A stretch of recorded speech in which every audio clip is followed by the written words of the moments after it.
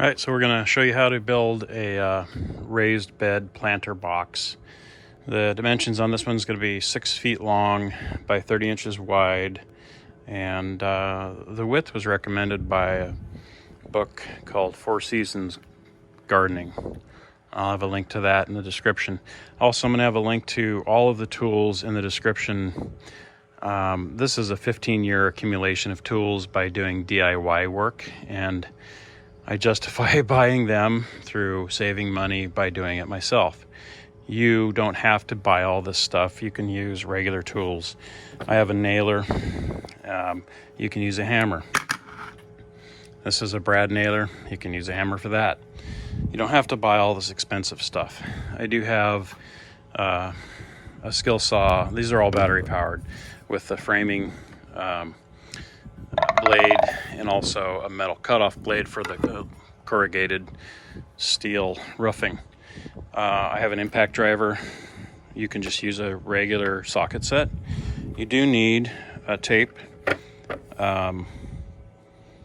and marking pencils handy. You need a couple of you need a framing square.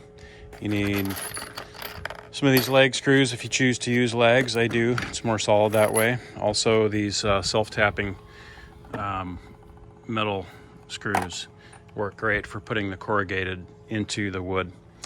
I prefer to use the saw, compound miter saw. You're just making 90-degree cuts, but this will really make sure that your cuts are straight versus using the skill saw type. Anyway, without further ado, let's get rolling on this thing. Okay, as far as materials go, you're going to need the corrugated roofing material here, and I've got 3 sheets. They're 8 feet long and 26 inches wide. I'm going to cut them down to 22 inches because I don't want them quite this tall. It's a lot of waste of dirt, so it's going to be cut around this ridge right here. You'll need 4 2x4 by 8 in length pieces of wood. You can use pressure treated, which I call PT, or if you want to go a more natural look, you can use any kind of wood, fir, whatever. These are already cut from a previous job. You'll need one 4x4 by 10, and this is one that I have left over. You're going to need 4 posts, so there's 3 and 4, so you'll need one of those. And then for your ends, you're going to need 4 27-inch long pieces of the 2x4, so there's 2 of these 2x4 by 8s there. Like I said, you can use leg screws. I'm going to use nails. These are just to really solidify the corners of the frame, and then of course the metal self-tapping screws. And once again, in the description, you're going to find a whole list of all the materials you're going to need. Take a screenshot of it. Go to Lowe's or Home Depot, get your stuff. And also I'll have links to the tools that I use that you can purchase on Amazon. It helps support my channel, and I am an affiliate. I almost forgot about these little babies in the garage. I stained them yesterday. These are 1x6 Cedar Fence boards. Get those at Lowe's or Home Depot as well, or your local wood supply store. I've already cut them. They're 15 3/4 in length, and I've already stained them to match the PT color, the pressure treated wood color. But you're going to need 2 of those boards as well. Put that in your inventory. I'll list them in the bottom. Begin by marking your longer boards, the 6-footers. Just put your tape on the end and mark it right here. Let's get over to the next one.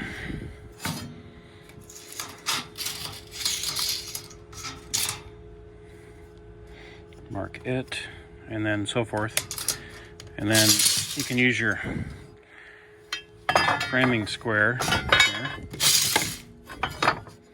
Just set it right there, lined up. That'll give you a 90-degree line to help when you cut. We're going to do all 4 of these the same way. And I'll measure these 2 last and do them. I'm not going to bother videoing. You get the idea. So let's cut the corners, the 4x4 first. I've got it all marked out, 24 inches in length. We're just going to cut the first side and then cut the remaining side.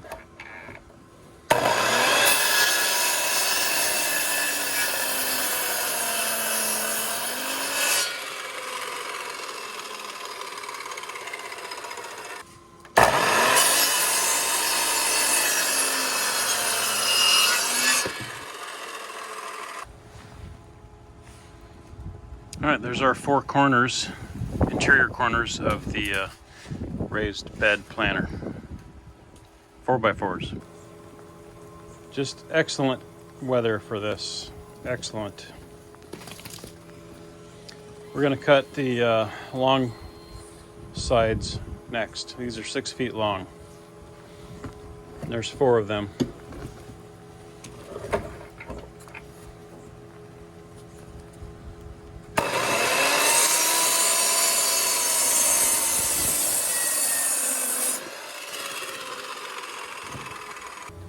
All right, now we're going to cut our 27 inchers. Those are going to be the ends of the planter.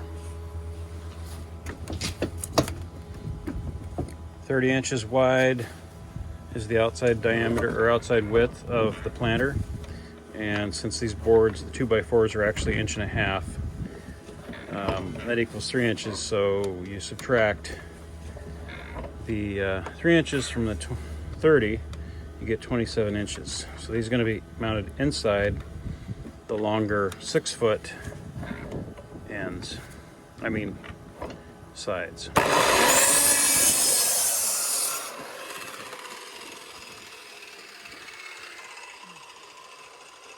And since I already had built another one, I already have 2 cut.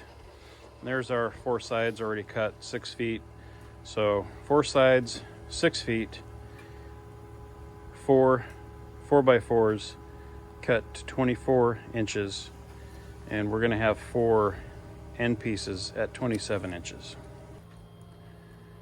Okay, so there's all the parts laid out except for the corrugated roofing.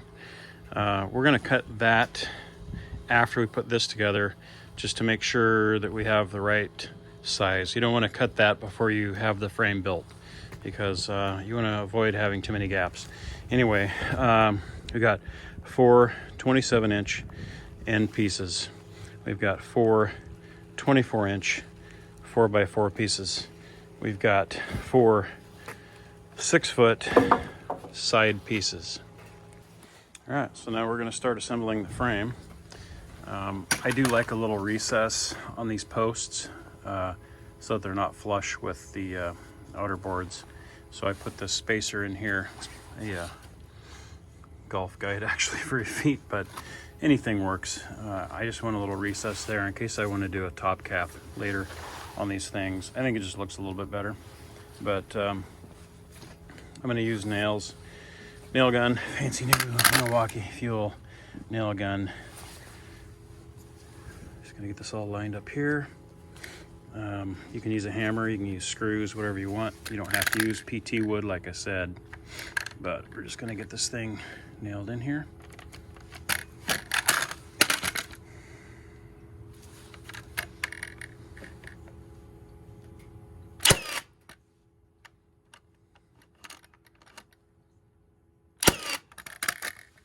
Alright, got that one.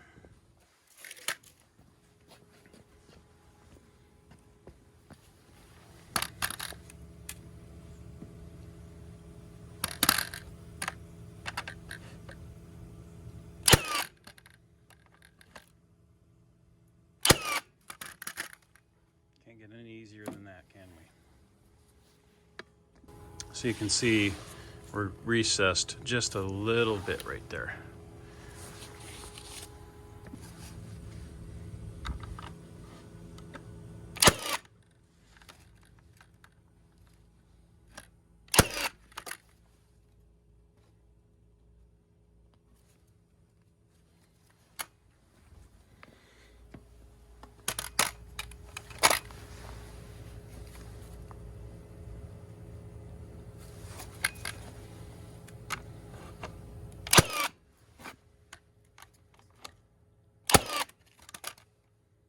I'll probably pop the ends here too, just a little extra security.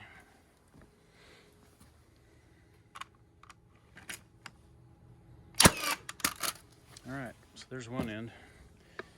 The other end goes the same way.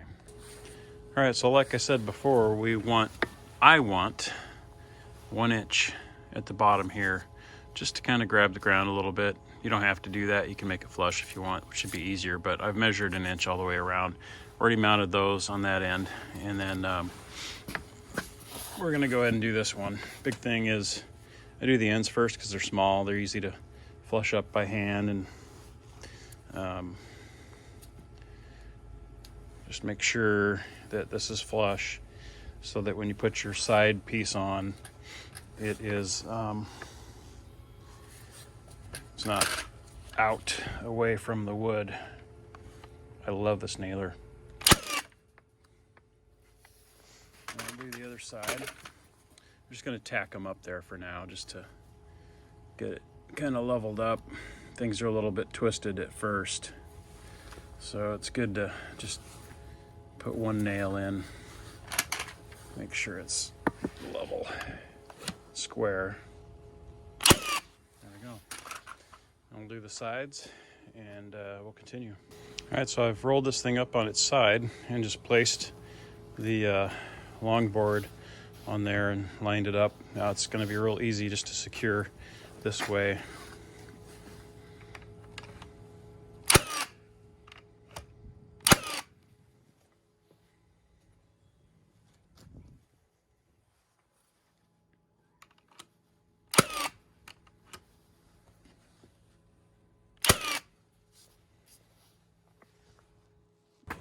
All right, we're getting there. Got our 27-inch ends, 6-foot long sides, a little bit of a recess on the posts, and inch at the bottom. Next, we're going to measure for metal, interior side to side here, and then on the interior here to there. So theoretically, you could do the math on this to figure out the width, but you know, sometimes your math is wrong, and what they say is measure twice, cut once. So we're just gonna go ahead and use the tape to confirm what our width is at the top and the bottom. So right now we've got, this one's 61 3/4 at the bottom. So we're gonna go 61 1/2. That way we have 1/8 of an inch of play on each side of the metal, because I've done these before and you cut them exact and then your saw is off. Because of the way that this is waved, it doesn't cut that great. So we got 61 1/2 that we're gonna cut, and we'll go to the top. Oops, actually this is the bottom. We're gonna measure it too, because sometimes they're off, you know, 1/4 inch. Shouldn't be, but that one's only off 1/8 of an inch. It's slightly less than 61 3/4. So we're gonna go 61 1/2 on the cut on that one too. That way we know the metal's gonna fit. And then we'll measure these side parts from the inside, there and there, the same way. All right, so this one is 19 3/4. We're gonna go 19 1/2. And we have 1/8 of an inch on both sides to play with. And the other end, the bottom, is 19 3/4 as well. So again, 19 1/2 is what we're gonna cut.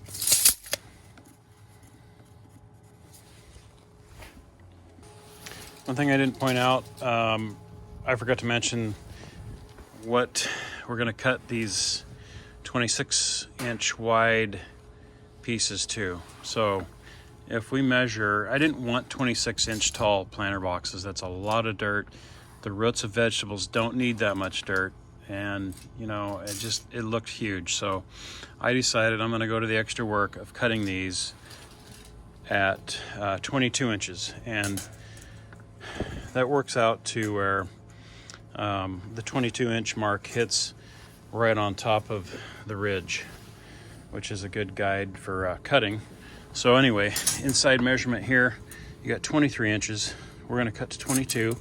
I like to have a recess at the top, just a little bit of 1/4 inch showing of the wood. So the metal is going to come up to where the 22-inch mark is right there.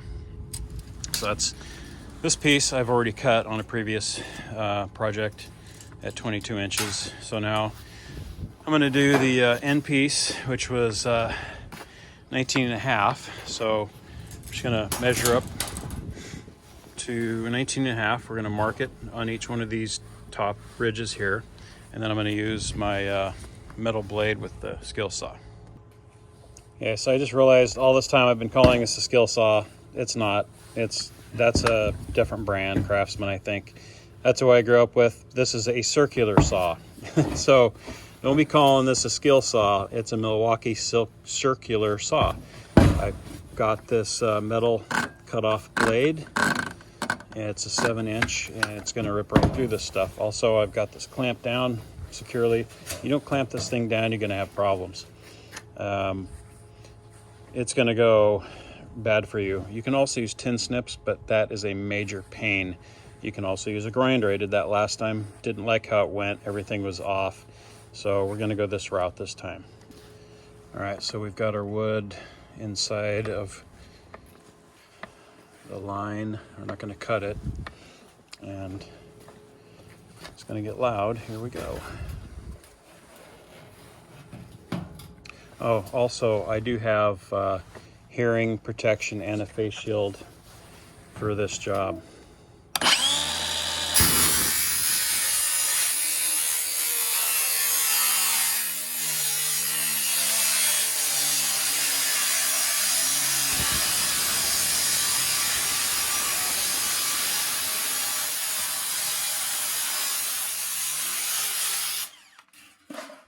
Wow, way better than a grinder, way faster. You got to get one of these.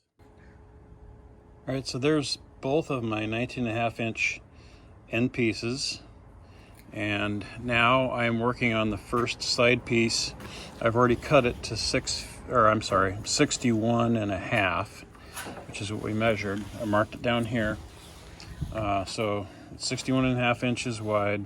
Now we're going to rip it to 22 inches, which conveniently falls on this ridge line, and I've marked that. You can't really see it very well, but that's going to give me the guide for when I run the saw across. I can just line it up with that 0 on the mark, and that keeps it straight. All the metal's cut. That's probably the worst part of the whole job, is cutting this metal, the roofing. But we got everything done. Next, we're gonna fasten it with these self-tapping screws. I'll put a link in the description for these. So let's get on that. So as you can see, we've got a little bit of a gap here with the measurement and the cutting that I did, and a little gap here. Last time I did this, it was not as much of a gap, and I had to constantly adjust the ends to get it to fit. So the good thing is we're going to put trim pieces on here with that cedar that I mentioned earlier. So let's get this fastened down. We want to fasten in the groove here so that it lays flush. If you try to go through here, obviously you're going to crush the metal, which wouldn't be good, and it sucks down pretty good even though you're not up high. But these things drill right in. Snug it down, and then work your way toward the edges. I prefer to have a little bit of recess here so the metal's not all the way to the top. Same reason that I did the posts that way, because I just think it looks better, and that way you're not catching the edge when you're working in the planter box.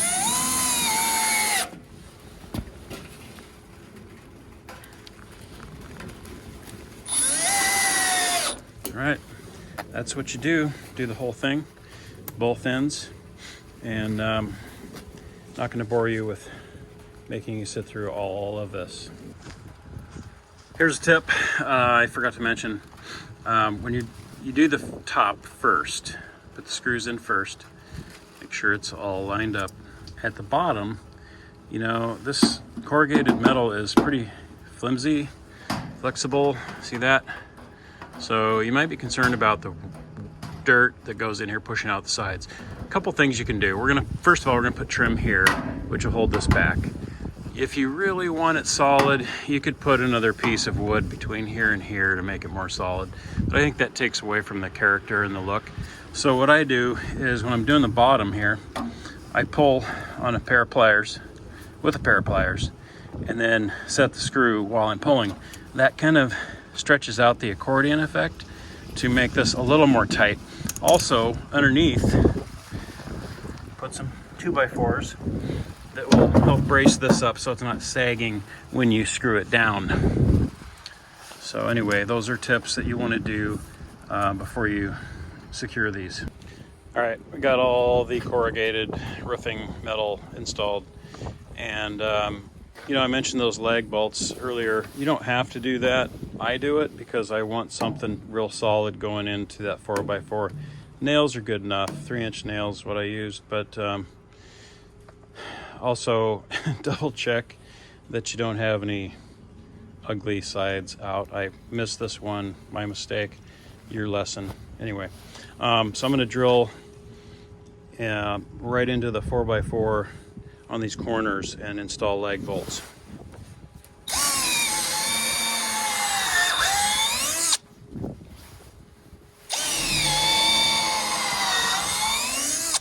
Hit all those and hit these. This wood's nice and wet, so it's going in easy.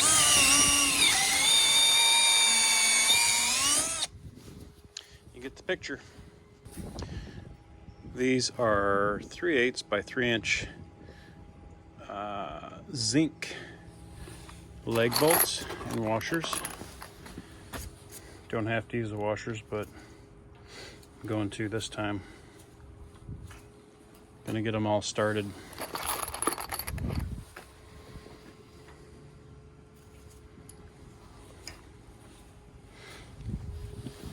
Washers are good if you ever plan on taking something apart. I don't plan on taking this apart. Obviously, I would not have used nails as much. All right, you get the picture. I mean, you get the idea. You get tired of all these dumb comments. All right, so I said you don't have to do the lag bolts. If you don't have one of these, a driver, it's gonna take you forever to put those in by hand with the socket set. So I'd probably skip those if you don't have a driver.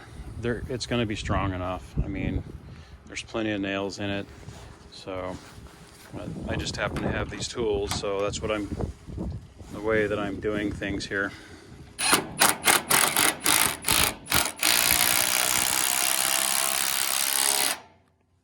you go. Okay, it's time for the trim. We got all these lag bolts installed quickly, and so here's the cedar fence board I was talking about. It's well, this one was actually a 7-foot long 1x6. Actual measurements 3/4 by 5.5. I just cut it to fit in here, and then I stained everything before. That was yesterday. So whatever color you want. This matches the PT real nice. This is called dark oak stain, and it just matches the whole thing real nice. So we're just gonna put these in to cover up these gaps. It's funny how I measured, but yet I have a larger gap than I expected. That's the way things go.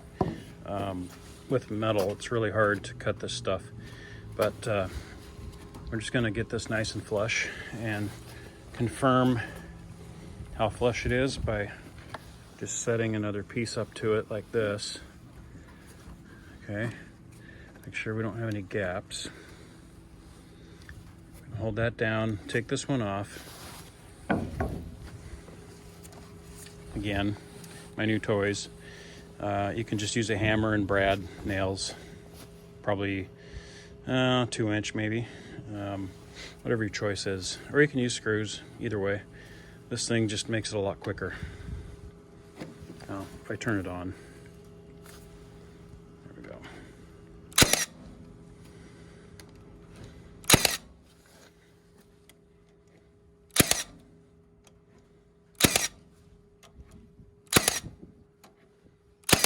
Thing about the brads, they don't show as much. They're really tiny, but you do want to make sure this part is secured so that if you do get some pressure from, you know, the metal with the dirt behind it, it's not gonna just push this thing off. So that's what we do. And then go to this side, make sure it's all nice and flush.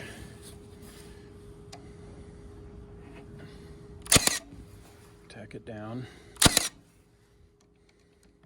See, doing these DIY projects, you can justify buying more tools, obviously.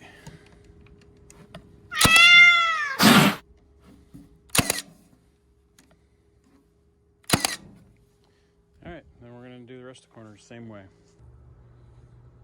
Okay, there she is, all done. Hours later. There are a lot of other simpler designs all over the place out there with YouTube, Pinterest, whatnot.